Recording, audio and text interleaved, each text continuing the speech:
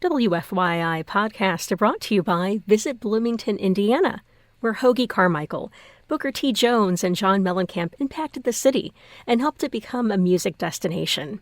Bloomington is home to a variety of musical artists, live music venues, and hundreds of annual music events.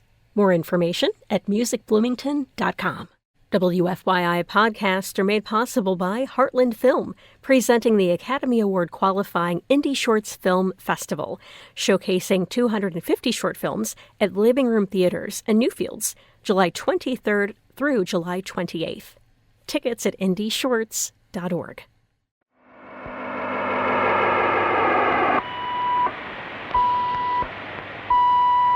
We're going to take a trip right now. Like we always do about this time. This is a journey into sound.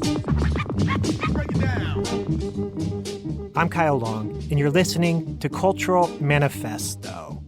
On this week's show, I'll speak with the experimental Indiana hip-hop group, Bless. They have a new album out titled Bad Dogs.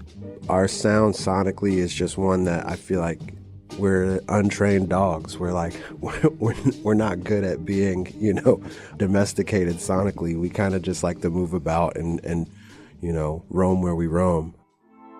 Bless was formed in 2021 as a trio featuring Oreo Jones, Sirius Black, and David Moose Adamson. Each member brought a rich and varied history to the project, leading some to label the band an Indianapolis supergroup. Oreo Jones was already a respected force in the Indianapolis music scene, known for his work as a rapper and the founder of Treese, an all-day hip-hop festival held annually in Fountain Square. Sirius Black, a poet and rapper with deep roots in the Indianapolis music scene, had long been recognized for his dynamic stage presence and introspective lyricism. And David Moose Adamson had attained widespread admiration as an innovative multi-instrumentalist and producer, known for his work with the avant-garde rock band Jukebox and the electronic music project Sedcarn Archives. Bless issued their debut album, This Time I'll Be of Use, in 2021. The record was released on People Records, a label founded by Justin Vernon of Bon Iver and Aaron and Bryce Dessner of The National. This Time I'll Be of Use attracted national attention, earning write-ups in Pitchfork, Consequence, and Flood. Bad Dogs is the band's second full-length release, and it finds the trio expanding their sound into a full band, with Sharlene Birdsong on bass, Dimitri Morris on guitar, and Pat Okerson on drums. Bless will join me in a moment to discuss the evolution of their sound. We'll also talk about a recent music video they filmed at the James Dean Festival in Fairmount, Indiana. We thought it'd be funny to enter in the James Dean contest. I know people were like, what the hell are y'all doing? But first, let's hear the opening track from Bad Dogs. This is Bless with Fever Dream. Eyes to the sky with a prize like a million. Hard to focus when you're broken, you're brilliant. Mind wanna cope, trying to poke through the ceiling. Pride might choke from the smoke in the building. House on fire, we was in that shit chilling. Black music on a hash pipe, bringing truth at the dark with a black light. Smoking a blunt at the crash site, butterfly effect, got me rolling with a jackknife. At a boy, got the bars with a metaphor. Got the bullseye locked on the matador. Matter of fact, push through the floor, we'll be better for it. Push the pedal to the metal, now we headed for it. Yeah, been a long time coming. Sometimes I feel it in the pit of my stomach. Renaissance fair at the top of the summit. Born in a race, we 100 miles running. That was Bless with Fever Dream, the opening track off their new album, Bad Dogs. And Bless are my guests this week. Let's join our conversation. Hello, my name is Nicholas Askren, aka Sirius Black. I'm in the band Bless with my brothers. Hey, this is Moose from Bless. Hey, hello. Oreo Jones here with Bless. Bless, thank you all for being here. The new album is amazing. Congrats. Thank you. Thank you so much. This is your second album. You issued your debut release, This Time I'll Be of Use, in 2021. That album got a lot of exposure, both locally and nationally. It seems like it was very well received by hip-hop and fans of experimental music. How did it seem to you guys? What are your reactions to that album and how it was received out in the world? Any thoughts you want to share? Sirius? Yeah. I feel like when we were making that record, it was we were in such a little bubble that, now looking back on it, it's really cool to see that just this random, what felt like just a random stream of consciousness, quick. I don't even know how to explain it. It was just, I felt like we were so disconnected, but still like looking out at everything that was happening. That once everything kind of settled, like the dust settled, it was really cool to see the response, because it was really, we didn't really, consider that at all. I think when we were making it, we were just kind of really stoked to be in the studio and just like make some songs together. So it was cool to see that it really, people responded to it. Moose, Oreo, any thoughts you want to share? Were you surprised at kind of how far this project went? Yeah, that was a really exciting time, and it was kind of like a blur. Mm-hmm. And it was so fun to release the record with people, and that was like a surprise, like Nick was saying, because we were just sort of working on something and seeing what happened, so we didn't have any expectations going into it. And so, yeah, all the response was just like super exciting. Activated by the crescent moon in the dead of June, calibrating how I step in tune with the better views. In the desert I found water as a wanted man, son of Sam, smoking funnel cake in a foreign land. Understand, I wake up in the morning, feel 100 grand, and stroll around the boulevard while walking on my farmer stand. I feel like probably showing son-in-law. I put the combine in the overdrive, you never ever felt the fun of all. Done evolved, second form, crash landed in my You recorded This Time I'll Be of Use as a trio. Moose, you did the production, and it featured vocals from all of you. Since then, the group has expanded into a full band. I know you toured with the band for This Time I'll Be of Use.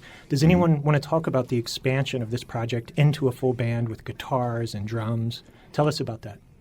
Yeah, it was a natural progression with the band. Sharlene, Dimitri, and Austri, they toured with us, and, we kind of, I feel like they've all played music with each other in different capacities and different incarnations through the years with White Moms or, the DMA project. So it only made sense when we were going into the studio and making these songs. It was well, we're all obviously just going to go together, and since we were kind of writing songs on the road and performing tracks, it was once we started, thinking about the studio, it was well, this, makes perfect sense.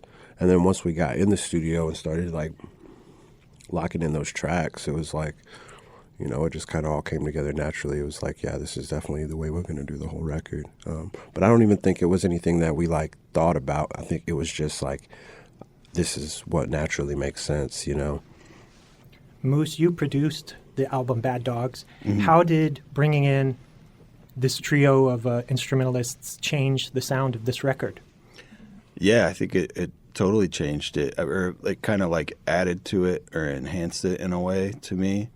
And yeah, like Nick was saying, it sort of happened naturally. And to me, it seemed like we wanted a full band to make the live shows exciting. And so we reached out to our friends, and then when we were figuring out the first album songs with the full band, the band was adding all these new elements that were really fun and exciting, and so it just made sense to continue to work on the second record with the full band and continue to work in that way where they're adding these different elements. Oreo, Sirius mentioned you've played with some of these musicians in your group White Moms. Tell me about bringing on Sharlene and Dimitri, some of your former bandmates. Yeah, I think it, they were saying, it was a very natural progression. When we did the first record, I think on our way back from our first session in Fort Wayne, we were this would be sick live. We should holler at Dimitri or Ostrich, we've been playing so long. And then, Sharlene was like a free agent too at the time, so to speak. I got hoops on the mind, and she's just like a joy to play with. And I feel like it's just like a good formula when playing music is just like to do it and create with like people that you love and are inspired by. I think one of the one potent memories I have was when one of our big national tours, when we were on our way back, and Sharlene joined us on the East Coast, and we were all cramped in the van after the Dead tour, and we just played Boston, and it was all of us, the whole squad, and we're like on our way back, like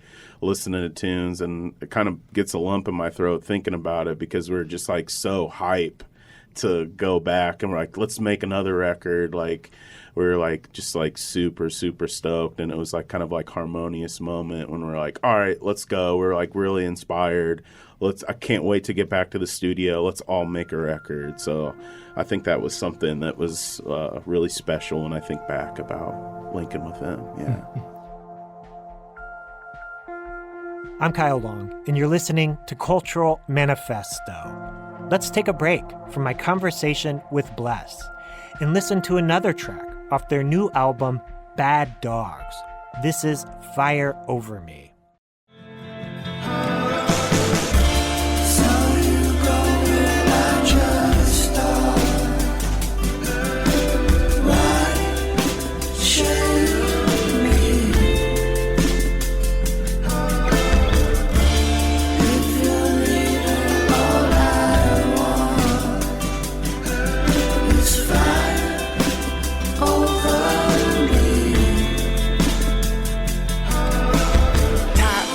Underneath the black light, bustin' wide open, swear I seen you in the past life. That was Bless with Fire Over Me off their new album, Bad Dogs. And Bless are my guests this week. Let's return to our conversation. I mentioned the first album was issued by People Records. You also have a new label. Bad Dogs is being released by Joyful Noise Recordings, a label based here in Indianapolis that has had a lot of significant national releases, from Kishi Bashi to Swamp Dogg. They've put out Deerhoof. They've put out a lot of music from legendary artists. Is there a synergy there working with a label in your hometown? And I know you've all had probably some kind of relationship with Joyful Noise in the past. Mm-hmm. Yeah. Is there a good synergy there working with Joyful Noise? Yeah, absolutely. I love the Joyful team so much. It's been really dope to have whole team in your corner who's just so hands-on and so passionate about this record, and I feel like believe in it as much as we do.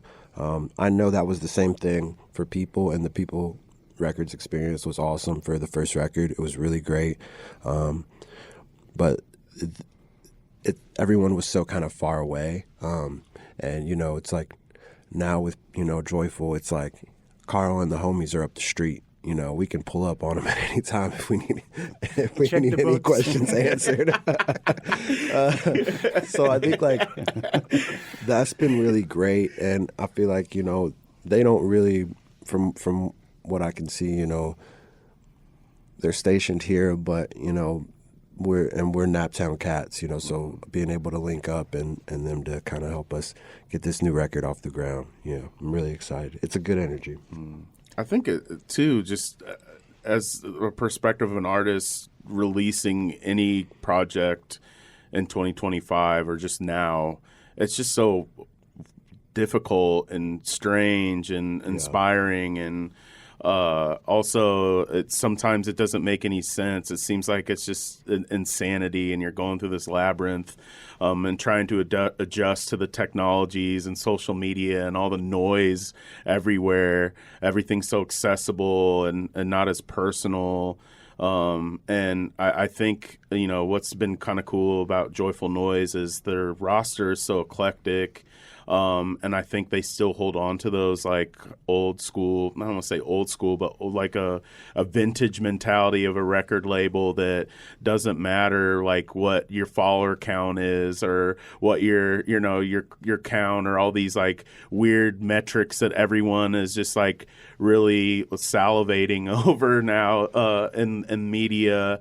And at the end of the day, I think I can speak for like all of us here in the room where we just want to put out good music and we want people to believe in it, whoever is behind it. We want them to, believe and, try to let everyone know that we're not insane.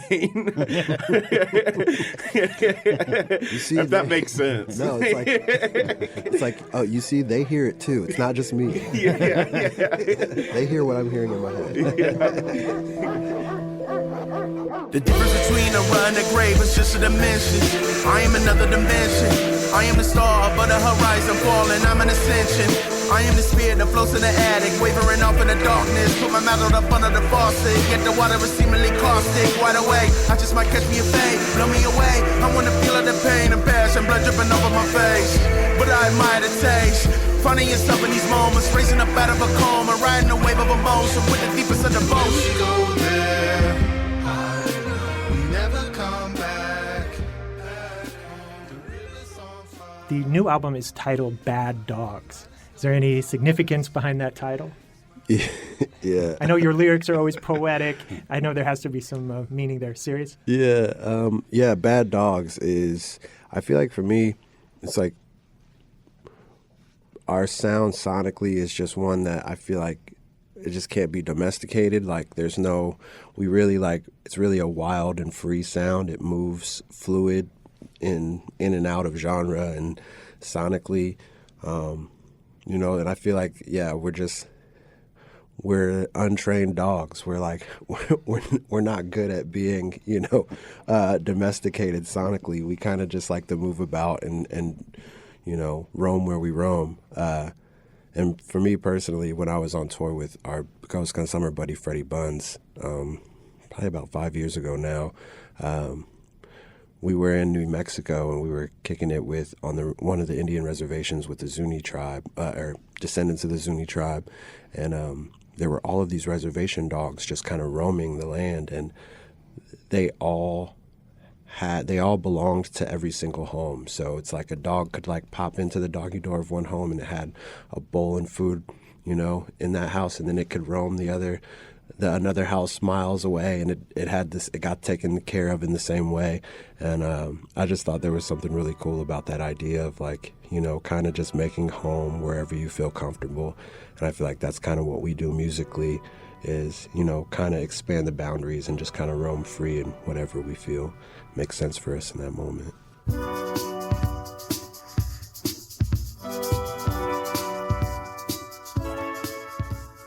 Let's pause and listen to another track off Bad Dogs, the latest album from Bless.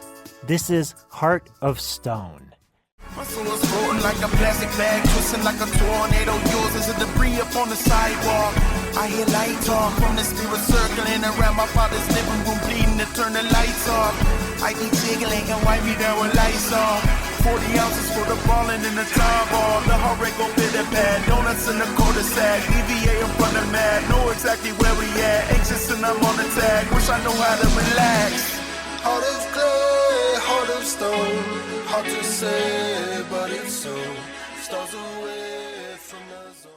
Cultural Manifesto will return with more words and music from Bless after this short break.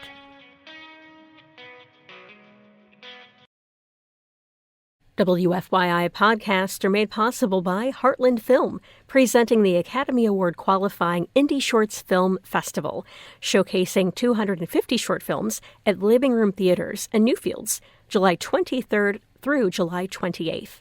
Tickets at indieshorts.org. I'm Kyle Long, and you're listening to Cultural Manifesto. My guests this week are Oreo Jones, Sirius Black, and David Moose Adamson of the Indianapolis experimental hip-hop group Bless. They have a new album out titled Bad Dogs. Let's hear another track off Bad Dogs.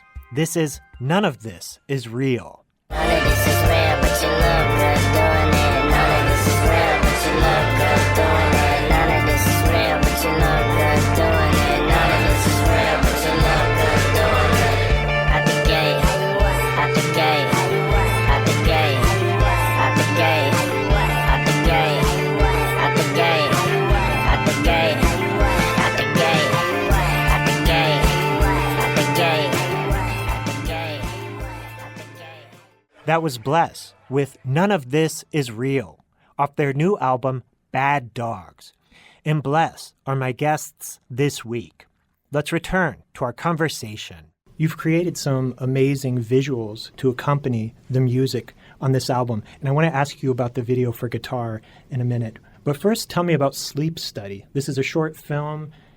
I don't think it's out yet, correct? No, Soon it's to be not. released? Yeah, tell me, what is Sleep Study? Yeah, Sleep Study is a short film that we've been writing for about a year now. I think it was going to be an accompaniment to the record, but once we looked at our bank account and started shooting videos, we realized that we're gonna need to apply for a couple grants to make this thing happen. So the short film is still happening. We're still really excited about it. We have an awesome team. Maddie McMahon, a.k.a. Pace Rivers, is going to be directing and helping us kind of put things together for the script. We have a production team who's going to be building out a space. And basically the film is, conceptually, it's like we're taking part in a janky sleep study here in Indianapolis, and all of these weird things start happening when we dream. And there's this janky sleep study team that are siphoning our dreams, and it gets really, loopy and Charlie Kaufman-y. But yeah, we're really excited about it. I mentioned the video for guitar, and I want to get all your thoughts on this. Mm-hmm. The legendary, iconic 50s actor James Dean was born in Fairmount, Indiana. He was. Right? Star Rebel Without a Cause, East of Eden, all these classic Hollywood films. Every year, his hometown holds a festival in his honor. And the festival is really less about James Dean and maybe more about, like, stereotypes and cliches of 50s culture, the slicked back greaser hairdo, leather jacket, 57 Chevy. Yeah. You guys filmed this video in Fairmount, Indiana, and each of you entered into the James Dean lookalike contest that they hold in Fairmount every year. So far, is everything I'm saying accurate? Loosely, yes. Loosely, yes. Okay. We'll fill in the errors I made. And how did this idea come about? Yeah. So I feel like this was before Bad Dogs, when we were conceptually working on the second record. We thought it'd be funny to go down to the James Dean Fest and shoot a video. And I feel like we had different ideas of what it'd be like. But yeah, we thought it would ultimately be funny to enter in the James Dean contest. Rob Chastain, like a buddy of ours, he works for IMS, and he restores like these insane classic cars. So we took was it like a 62 T-Bird. Yeah, 1962 T-Bird down to Fairmount, and that was a journey in itself. I think the reverse went out at one point. Yeah, we were genuinely pushing the car. Yeah, we were pushing the car. That was real. And yeah, we kind of did it just guerrilla style, or we kind of dressed up in the lore. And just experienced the culture. Just got kind of death stares at sometimes. Yeah, I don't know if I want to be like, it wasn't death stares, but I know people were like, "What the hell are y'all doing?" Like, there's a very specific demographic that supports this festival. Did they think you were mocking it? I don't know if they thought. I don't think so. They thought they were mocking it, but there was a point where we were like, it'd be nice if we got there, like, got out of there before like the sunset. And we didn't. There's some BTS footage of us being like, all right, because there was a whole bunch of us. I feel like there was probably like 12 or 13 with like the camera crew and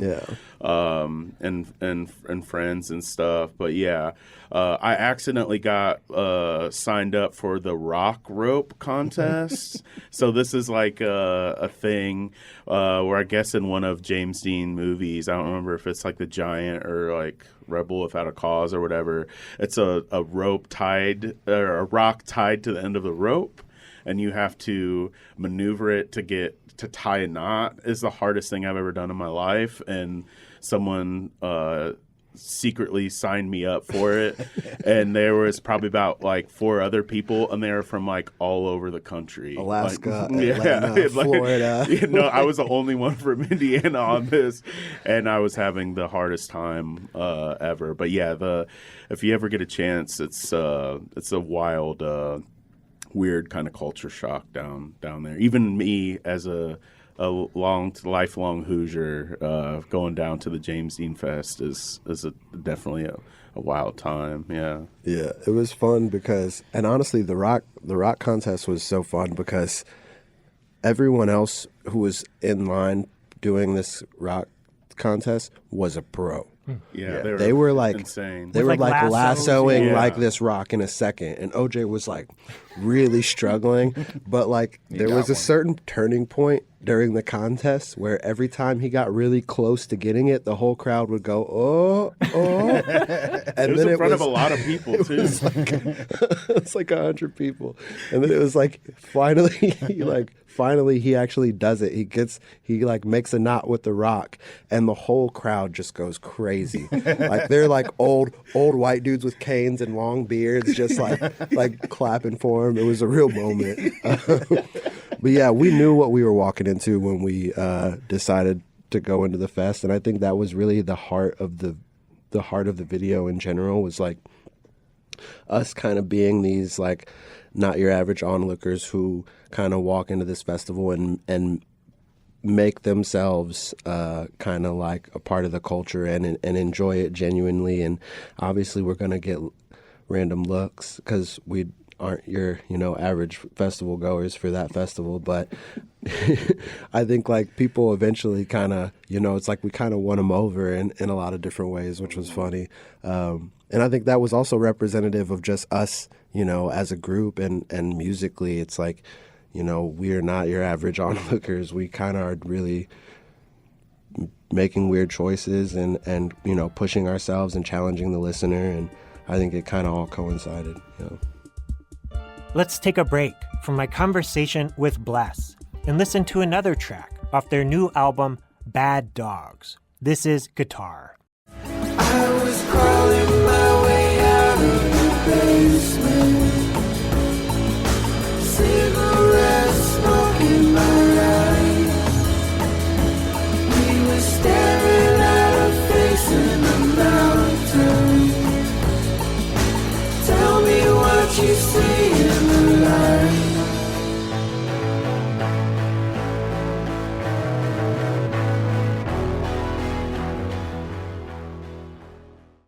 I'm Kyle Long, and you're listening to Cultural Manifesto. We just heard Bless with Guitar off their new album, Bad Dogs. And Bless are my guests this week. Let's return to our conversation. Outside your work with Bless, you all are individually involved with a lot of different projects here in the city, both creatively and you have day jobs and families too.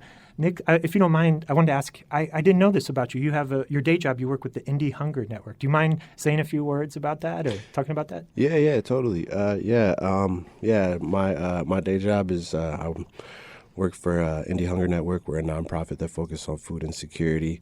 It's been a really great job. I love my clients. I love being able to feel like, especially with the way the world is right now and, doom scrolling throughout, the internet and seeing where our tax dollars are going. And it just kind of brings me solace and gives me a center, to be able to just, link up with my clients and reach out and try and do what I can. But yeah, it's a good spot. I run a program called Fresh. It's a food resource service hub.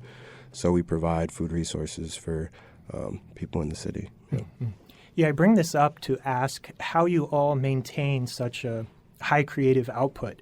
I mentioned day jobs.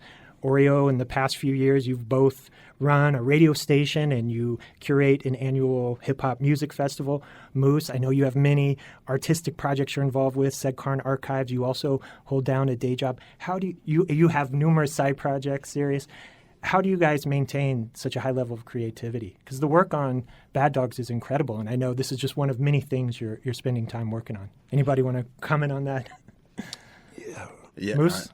I mean, it's definitely challenging. It's a lot of scheduling, and there's times when people can't be there, so we've had to be kind of modular when we practice, and that I think we've kind of figured out how to do that and to communicate things through text or email when we need to, and but it is tough. It's a constant like balancing act for sure. But it just goes to show that, how much we all love doing this together. Yeah. Yeah, I think when you care about it and when it means that much to you, it's like your time to do it. It's like it's just so much easier when you're younger, when you're 25 and you have all the time in the world to just make music and, create whenever you want to. But it's like once life sets in and you have a family or you have responsibilities and, your time to dedicate to it gets shorter, and it also kind of comes in increments. And what I've found is like as you have less time to dedicate to it, the time you do actually get to dedicate to it and lock into it means so much more. And I feel like we all just really love creating music, and I feel like I thrive. I do my best when I'm kind of looking at 6 television screens at once. It just helps my brain to differentiate, compartmentalize like all these projects, and it's like and also it's like I'm gonna do this no matter what. Like it's like when I'm an old man, I'm still gonna be like making music and tinkering in a basement somewhere. It's like you guys just won't hear it, but it'll still be happening. Oreo, any thoughts you want to share on that? Yeah, I think it's just as we get older, everything is a little bit more intentful, and I think time is something that's always just like in your head. But I think one thing is there's a phenomenon, and I feel like I've told a couple people this, but when I'm creating music or whether it's recording or we're playing live, especially, it's like the only time in my life where I can block out anything, and it comes to, what I'm working on outside of, my jobs or any life thing that's like kind of going crazy. It's like almost like I'm taking some kind of drug, some kind of like antidepressant that kind of just blocks every external noise out when I'm like performing or creating something. It's a kind of a wild phenomenon where I'm just like, I don't think about anything else but that moment and living in the moment. And I think that's like kind of like a testament to like how we work so well together and how we still find joy in creating is this like kind of just this like wild, almost like, I don't know if it's like a sixth sense or something that's just like in our DNA where we just like, that's all we think about. We lock in and we tinker with vocal stuff, or if it's like production things or just like sonic ideas that I think is just like no drug or anything can replicate that. You're about to launch a national tour in support of Bad Dogs. Tell us about upcoming plans with the group, the tour, any future plans you want to share with our listeners here in Indianapolis. Yeah, we are hitting the road here at the end of July. We're doing an East Coast run, which is fun, getting back on the road. I feel like that's something that we've been really excited about, like sharing this record and doing an East Coast run at the end of July after the record drops on the 11th. Hitting New York, Boston, Philly, hitting Toronto, and then in the fall we're going to hit the West Coast too, which is cool. We haven't really been, with this project, we haven't been out west, so it'll be excited to just like go and play. I think that's where we really like lock in. I don't want to say lock in, but I feel like that's our bread and butter. It's like you can listen to the record, and I think even more too, as just like people digest media online and stuff, you really can't fake it playing live. Yeah. And that's something that we've been playing live since we were kids, and that's something that we really, really enjoy playing live. And like this record, I'm just so excited to play live and these new tunes. And I think like we sometimes like take people aback because we're like, yeah, this isn't some like studio like you know, I don't know, like some smoke and mirrors type stuff. Like we live this, like we really love performing live, and I think that's something that we're like really excited for. I don't know, yeah, I feel like our live show is one of our strongest attributes. You know, if anybody's ever like doubting the, you know, what they're hearing or not fully grasping it, it's like seeing it live is the selling point. So we're really stoked to get back on the road and play this new record for people. You know? Yeah, and our listeners can check out your small studio session for an example of your They can. live They set. can. Yeah. And I love that session so much. Yeah, you guys were amazing. Oreo, earlier you mentioned that your label, Joyful Noise Recordings, doesn't judge your artistic merit based on sort of conventional metrics of Spotify followers and Instagram likes. What are your hopes, in light of that, what are your hopes for this record? What do you guys hope happens with this record as you put it out in the world? Any thoughts? I feel like the hope is just that people listen to it and really digest it. You know, I feel like a lot of also folks are just like listening to playlists, and people are digesting their intake of media different. But I'm ultimately a fan of just listening to a project front to back. And if you love music, any type, you know, no matter the genre, I feel like, you know, I think it's just something that could be very special. But my hopes is just to, you know, keep on putting more fuel in our creative tank, you know, and get more opportunities to play across the country, and keep on jamming with my fam, you know? Yeah, totally. I would just love for Indianapolis to listen to this record. I feel like, you know, in a lot of different ways, you know, we wrote this for Nap, and, you know, my goal is to always challenge the listener. You know, my favorite artists, my favorite albums, my favorite, you know, projects through the years that, you know, left an imprint on me were the ones that challenged me as a listener, challenged my ear, and kind of made me kind of push through and see it differently. Those slow burn records that kind of grow on you are my favorites, and the ones that kind of stand the test of time for me. So I really just hope people, you know, feel challenged and stick with it. You know, at the end of the day, this is a hip hop record, and there's so many different elements sonically, and a song might sound like an indie rock record, but at the core of it, at the heart of it, it's hip hop, you know. And I think the goal is to kind of push those boundaries of kind of what can be considered, you know, hip hop, and kind of just move freely sonically throughout these genres, with the core kind of still being, you know, the raps. So, Moose, did you want to add anything? Yeah, I agree. Yeah, I just hope it reaches as many people as possible, and, you know, that's it. Yeah. Let's go. The new album from Bless is titled Bad Dogs. Any final thoughts anyone wants to share before we go? Any final messages? We love Nap. We appreciate anyone who checks out this record. Much love to Joyful. Much love to the gang. You know, Free Palestine. Let's go. That was good. I feel like I'm excited for the record. I hope everyone just tunes in and yeah, let's go. Oreo, Moose, Sirius. The record's amazing. Thank you all so much for taking time to do this today. Sincerely appreciate it. Thank you all. Thank you, Kyle. Every time. Appreciate you. We've been listening to my recent conversation with Oreo Jones, Sirius Black, and David Moose Adamson of the Indianapolis experimental hip-hop group, Bless. Let's hear one more track off their new album, Bad Dogs. This is Bright Side of the Sun.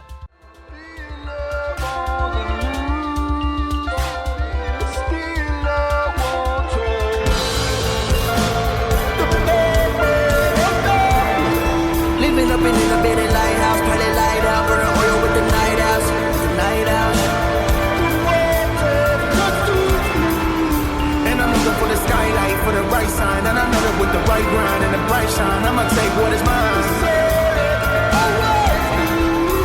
watching how they devour, you can find out.